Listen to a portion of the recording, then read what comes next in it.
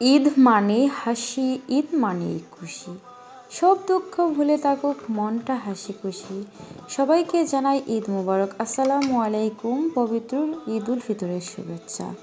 ত্যাগ, সংযম ও সম্প্রীতির আলোয় উজ্জ্বল ও ভালোবাসায় পরিপূর্ণ হোক ঈদের মহিমা। ঈদ মানেই ধনী দরিদ্রের ভেদাভেদ বলে কাঁধে কাঁধ মিলিয়ে চলা।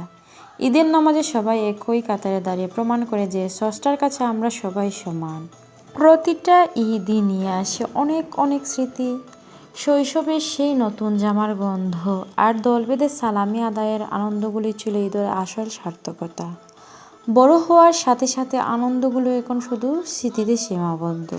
মানুষ সারা জীবন সবচেয়ে ভারী যে বোঝাটা বহন করে তার নাম স্মৃতি আর দুশ্চিন্তা।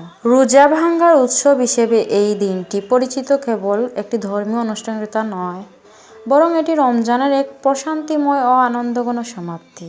এই দিনটি মূলত কৃতজ্ঞতা, উদারতা ও পারস্পরিক ভালোবাসায় মেতে ওঠার দিন।